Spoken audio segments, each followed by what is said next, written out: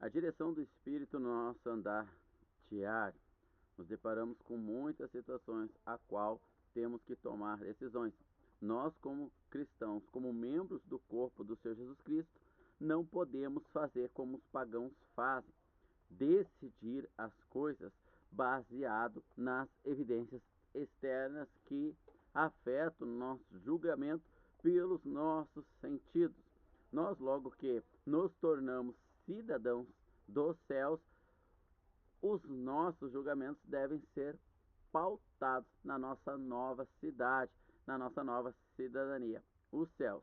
Para isso, nós temos um orientador que nos orienta como devemos proceder neste mundo mal a qual vivemos.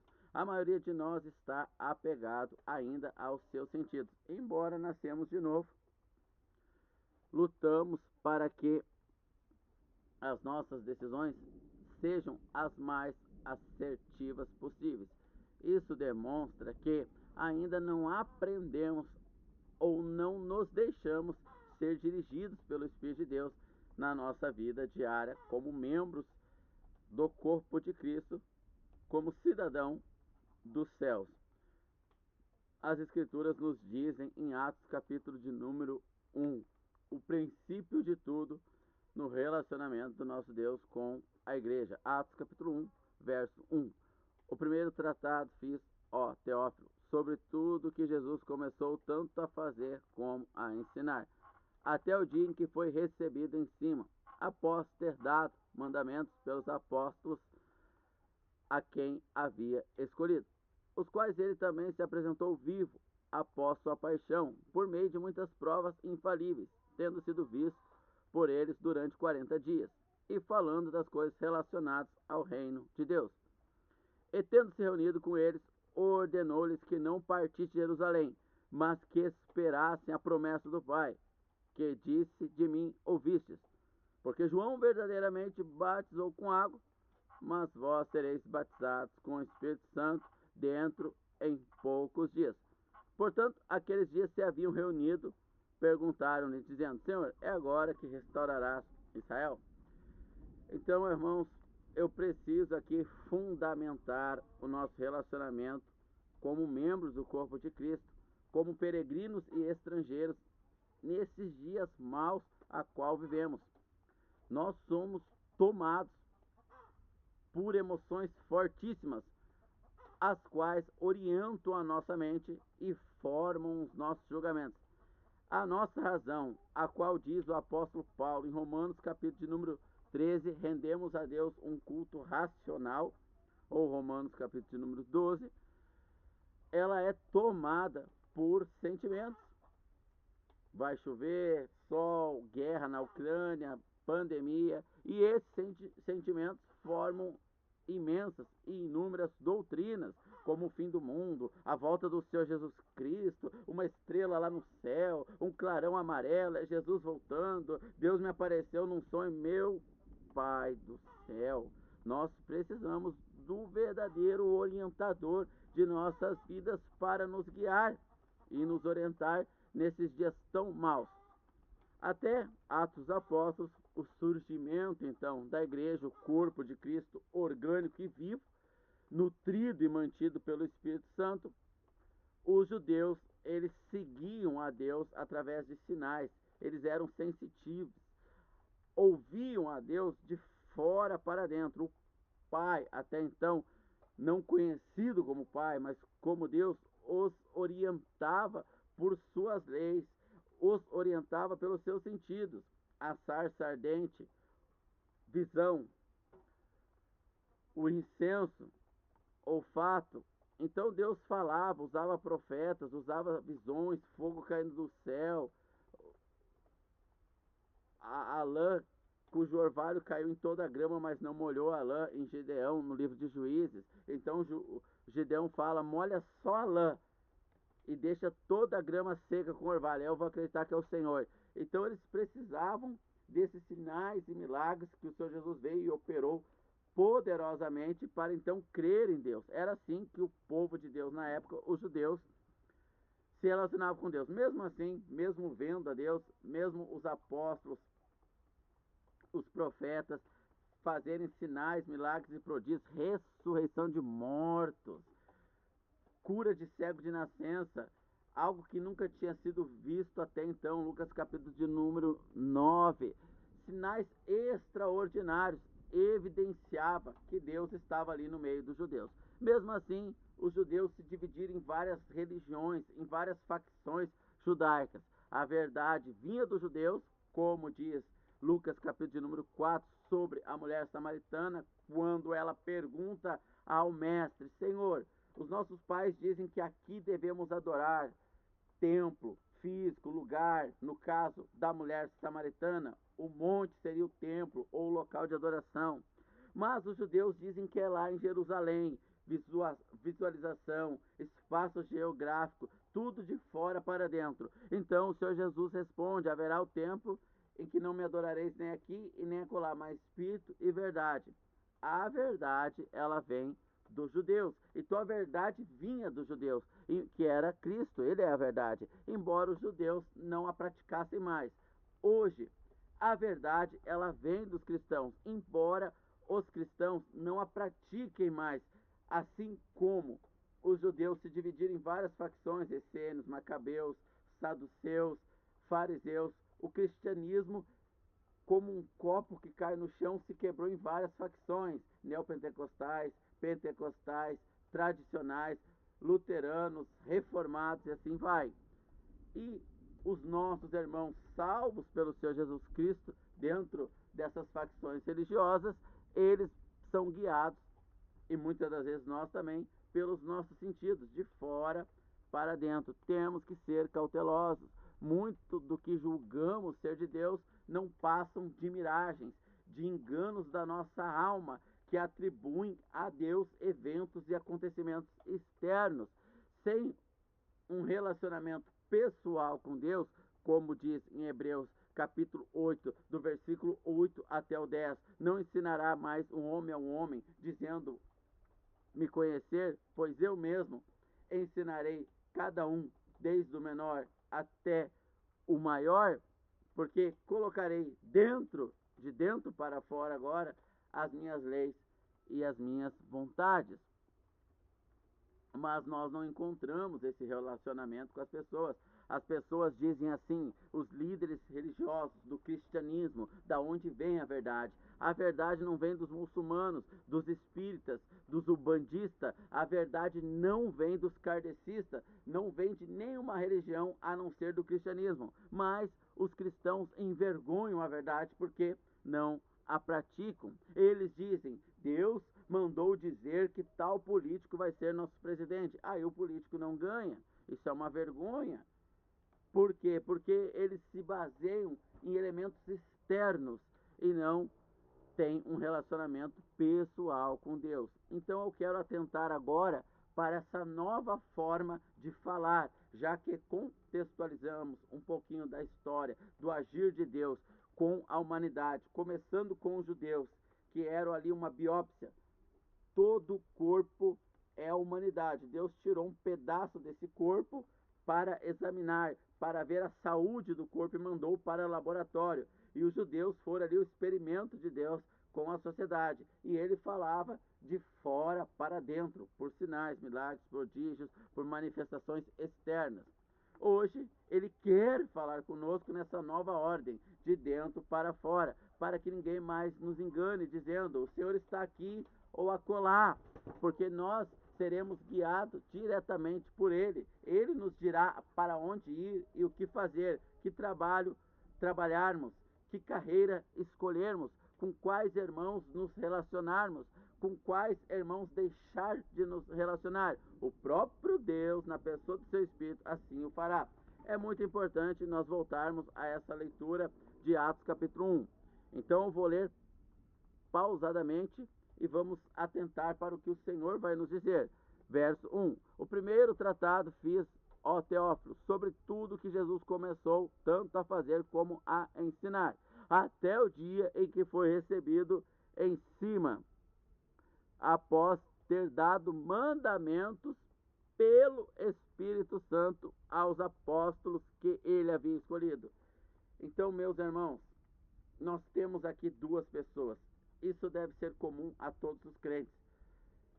Há pontos aqui difíceis que falávamos na nossa reunião ontem, que falávamos no nosso ajuntamento, o qual eu farei de tudo para não entrar. Pontos difíceis, que podem haver divergência de interpretação e compreensão, e tudo bem até aí. Mas este ponto agora, duas pessoas, Deus Filho e Deus Espírito Santo, elas devem estar claras na mente de todo cristão. Se algum cristão não tem isso claro, ele está enfermo na fé. Uma enfermidade nos limita. Uma enfermidade ataca um dos membros do nosso corpo. Em Romanos capítulo 14, eu vou pegar o princípio, claro que o contexto não é válido aqui, mas o princípio com certeza eu afirmo no Senhor que é válido. Irmãos não comiam carne porque achavam que era pecado. E havia aqueles que comiam de tudo, isso inclui carne, os alimentos à base de proteína animal. Então, vai deixar claro lá, não tinha esse texto escrito. Então, o apóstolo Paulo agora está escrevendo para eles. Aquele que come de tudo, Romanos 14, a partir do verso 1. Os fortes comem de tudo, os fracos só comem legume. Então, aqui, aqueles que estavam comendo só legumes, eles eram fracos. Ou outras traduções vão dizer enfermos na fé, porque eles podiam comer carne. Mas eles não acreditavam que podiam. Eles achavam que Deus não ia gostar, porque na lei determinava certos alimentos, não podia comer. Então eles baniram a carne do seu cardápio e achavam que dessa forma iriam agradar a Deus. Tanto faz, se comessem, agradariam a Deus, se não comessem, também. Mas eram enfermos na fé. A questão ali é alimento, é comida. Eu volto agora para esse texto. Nós precisamos entender essas duas pessoas, o Senhor Jesus Cristo. Quem é Ele para nós? O Espírito Santo. Quem é Ele para nós?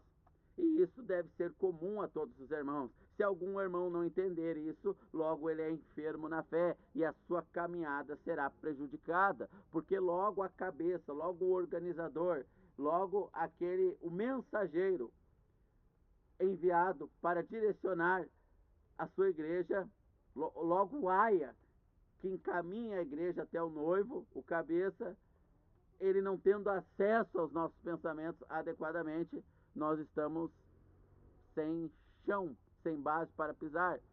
Estamos enfermos e tendo vários prejuízos na nossa caminhada com o Senhor Jesus Cristo.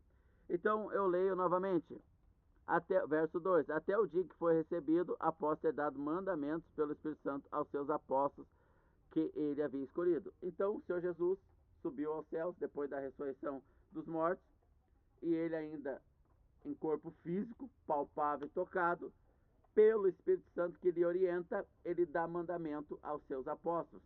Então essas duas pessoas estão interagindo. Ele disse: eu não vos deixarei só, enviarei outro em meu lugar. Quem é esse outro, essa outra pessoa? O Espírito Santo. Então ele foi, enviou outro, mas antes dele ir, ele nos dá o exemplo, ele, abre aspas, se sujeita ao Espírito, aos mandamentos que o Espírito Santo encaminha aos apóstolos. A partir desse momento, os apóstolos não serão mais guiados por vista, embora alguns momentos, porque ainda eles eram bebês nessa questão, nessa transição do modo operante de Deus em falar com o seu povo, até então os judeus, por sinais e milagres, por fogo na sarça, por orvalho caindo somente no novelo de lã, por essas manifestações externas, pelos sentidos. Agora Deus converte esse modo operante e envia uma pessoa que vai habitar dentro de nós, e esta pessoa vai nos orientar. Então é de fundamental importância que nós entendemos aqui essas duas pessoas. O Senhor Jesus Cristo, ele vai nos dar acesso ao Pai pelo seu sangue.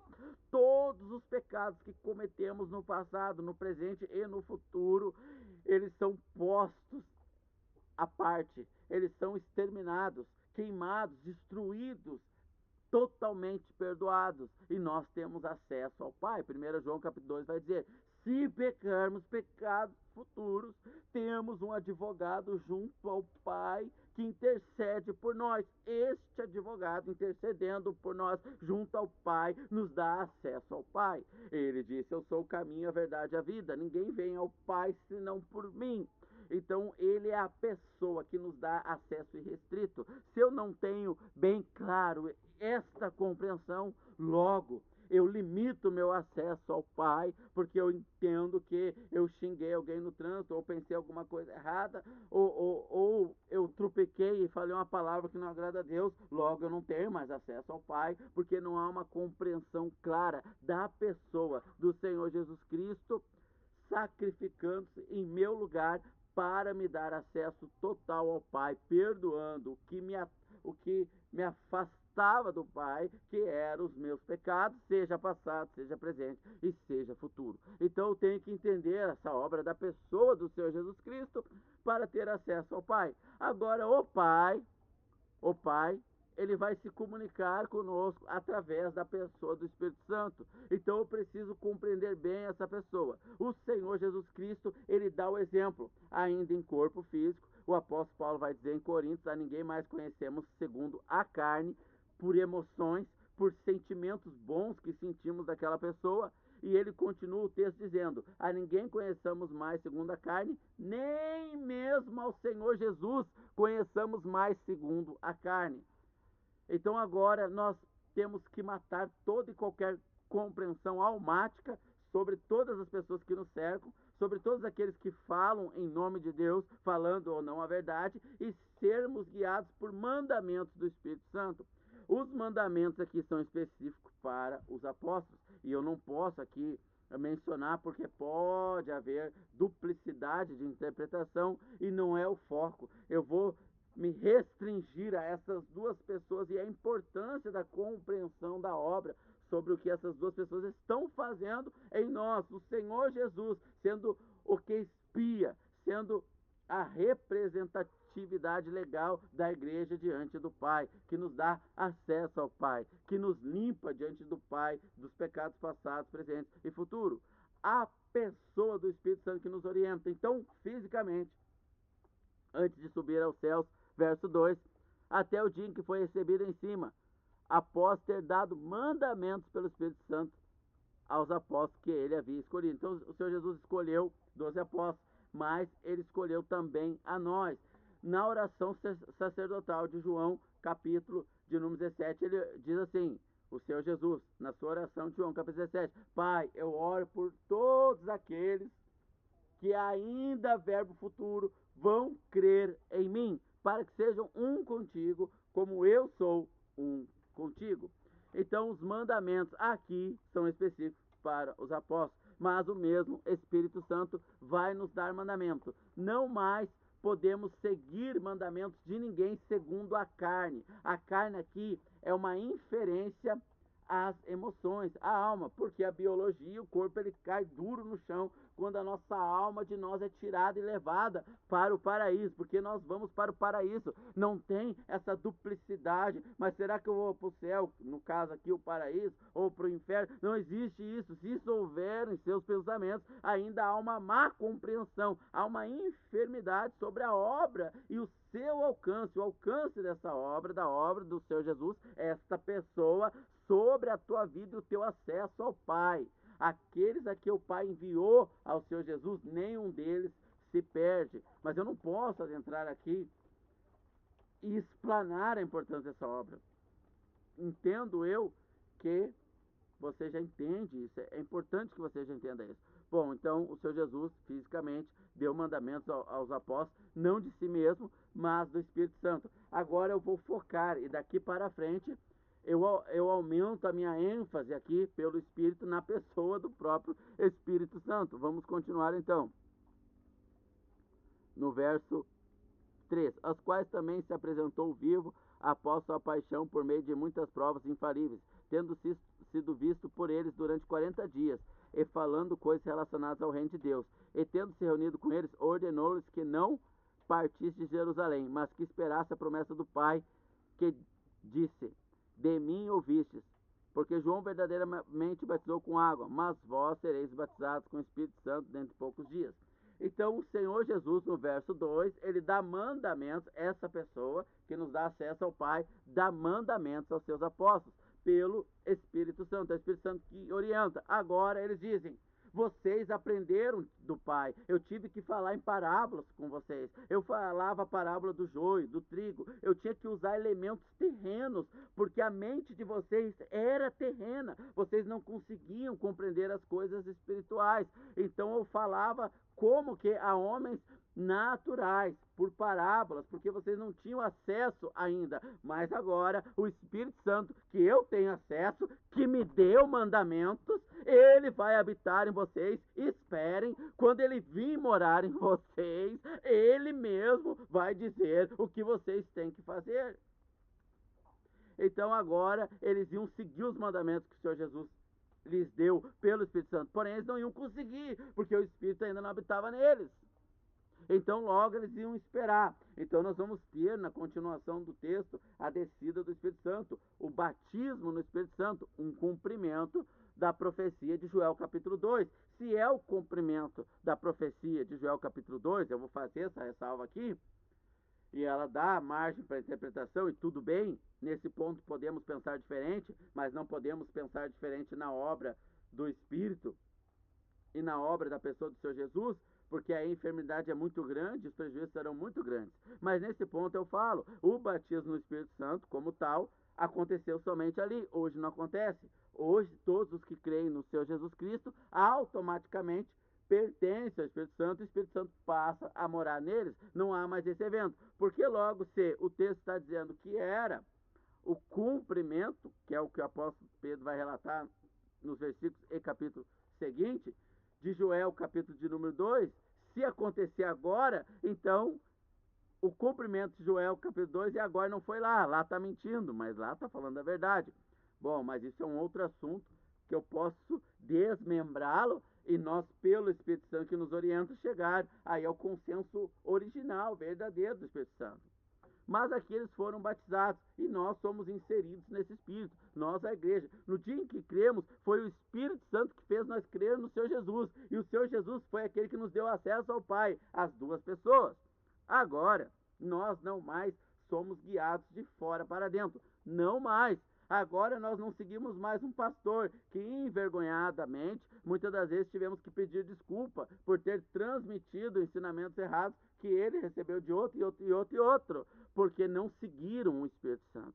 Então é muito importante eu atentar a partir de agora para essa pessoa aqui, a pessoa do Espírito Santo. Não saiam de Jerusalém sem que do alto receba o Espírito Santo. Ele viria em forma de Pentecostes, selaria os apóstolos com poder sobrenatural que nós não recebemos, somente os apóstolos poderiam receber, e aí é um outro assunto, tem muitos assuntos aqui, mas todos nós precisamos entender que nós temos o Espírito Santo que nos orienta, e ele nos ensina. Nós vamos comprar um carro, se nós estivermos em comunhão com essa pessoa, ele vai dizer não compra, ou ele vai dizer pode comprar. Não mais precisamos consultar especialistas na compra de um carro, vendedores.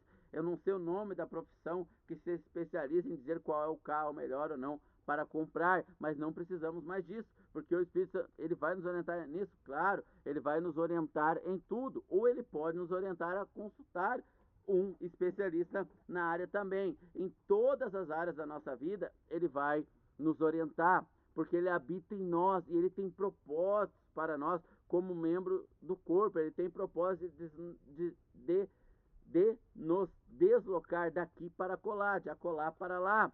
Ele quer nos guiar em todas as áreas da nossa vida. Então é necessário que nós conheçamos essa pessoa e não sejamos para ela, ou melhor, ela para nós, um estranho. Nós vamos continuar lendo, nós vamos ver que o apóstolo Pedro está orando em sua casa.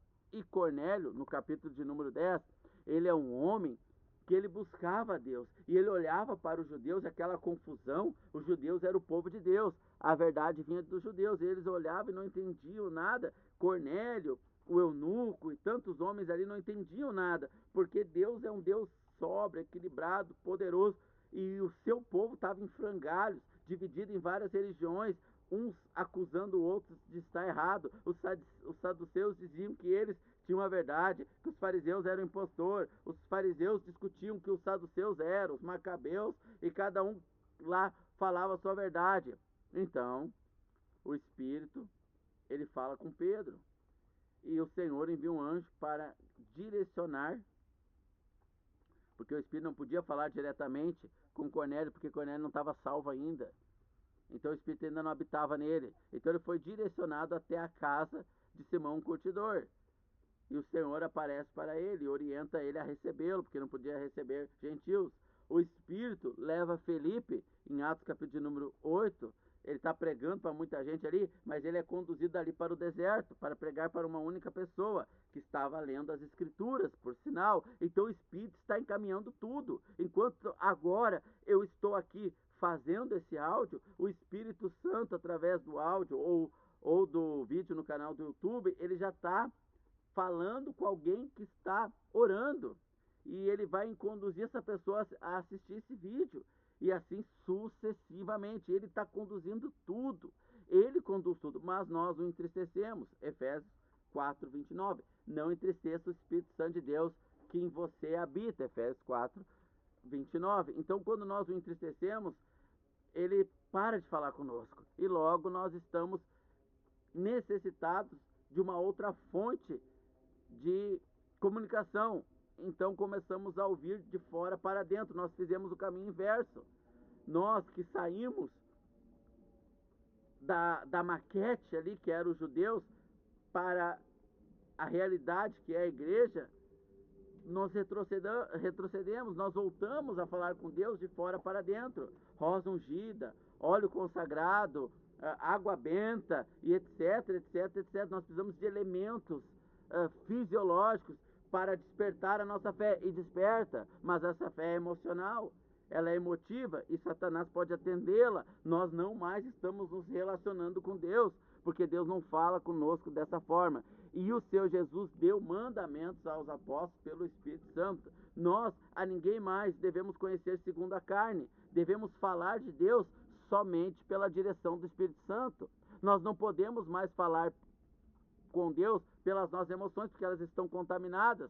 Carne e sangue vão ser trocados. Nós vamos ganhar um outro corpo. Esse corpo ainda permanece contaminado pelo pecado. Embora o Espírito Santo habite em nós, ele trata com o nosso espírito. Esse corpo será desfeito. Então logo nós não podemos transmitir a vontade de Deus ou tomar decisões baseadas na vontade de Deus pelos nossos sentidos. Esses nos alimentam de informações, e quando essas informações são agradáveis à nossa alma, nós dizemos que é do Senhor. E nós temos que ter esse cuidado. O Senhor Jesus, ainda no corpo físico, antes de ser elevado aos céus, ele, pelo Espírito Santo, deu mandamento. Os apóstolos, em Atos capítulo de número 15, eles estão discutindo sobre quais mandamentos os gentios devem seguir. E no verso de número 29, se não me falha a memória, os apóstolos vão dizer: pareceu bem a nós e ao Espírito Santo, ou outras traduções, pelo Espírito Santo, não vos impor cargo algum. Alguns irmãos judeus, irmãos porque eles eram salvos, eles nasceram de novo, lá na pregação de Pedro de Atos capítulo 2, eles queriam impor regras passadas, judaicas, aos gentios, aos pagãos convertidos, membros da igreja, do corpo de Cristo. Não, nós só podemos dar mandamentos pelo Espírito Santo. Eles não receberam esse mandamento do Espírito Santo, mas a sua alma gostava. Eles gostavam desse ritual religioso. O templo que eu vou me agrada, me causa emoções fortes. Eu saio de lá recarregado, mas não dura muito. No outro dia já está frustrado, desanimado. Não importa o quão você recarrega as suas emoções lá. Os mandamentos devem ser pelo Espírito Santo. A estas duas pessoas devemos prestar atenção. A pessoa do Senhor Jesus, que nos coloca no centro do relacionamento com o Pai. Nós somos o foco do Pai por causa do Senhor Jesus Cristo. Logo, o Espírito Santo é a pessoa que nos orienta como nos comportar diante do Pai. Ele é a pessoa orientadora. Então, quanto mais o Espírito Santo fala conosco, mais nós atendemos. Isso chama-se comunhão. Então o Espírito fala conosco e nós atendemos. Nós estamos criando uma boa comunhão com essa pessoa. Logo essa pessoa vai ficar agradável. É tipo assim, o pai fala pro filho, filho, o pai vai trabalhar, lava a louça, arruma a cama, o pai chega, o filho não fez nada, ainda bagunçou mais a casa. O pai fica triste, briga, surra, bota de castigo. Com o tempo o pai desanima. E o relacionamento fica pesado, o pai não fala mais com o filho não fala mais com o pai, e tá um clima ruim lá. Agora, se o pai chega em casa e o filho fez tudo, ainda varreu a área, limpou o banheiro, o pai fica emocionado. Nossa, o filho fez mais do que eu pedi. Então o pai vai lá e pensa assim, o que o filho gosta. O filho passou naquela loja e viu aquela roupa e ficou olhando, mas não quis pedir para o pai, porque sabe que o pai não tem dinheiro. Então o pai, ai, eu tenho que fazer alguma coisa. O pai se esforça e vai lá e compra aquela roupa e aquele tênis bonito que o filho queria, e chama o filho, filho, vem cá, abre a porta do quarto. Quando o filho abre, ele vê aquela roupa em cima da cama, aquele tênis bonito, e ele abraça o pai. Isso é comunhão, porque ele atendeu. Quando nós atendemos a pessoa mandada pelo pai, enviada pelo pai, que é o Espírito Santo, nós obedecemos. Nós estamos passando ali no feed ali do celular, o Espírito Santo fala assim, para de passar, vai ler a Bíblia, vai orar. Fica muito nesse teu Deus aqui, o celular é o teu Deus, para. E nós atendemos, o pai fica feliz. E aí isso gera experiência. Uma comunhão correspondida gera experiência com o pai. Era essa a minha fala para hoje. Deus abençoe a todos nós, em nome do nosso Senhor Jesus Cristo.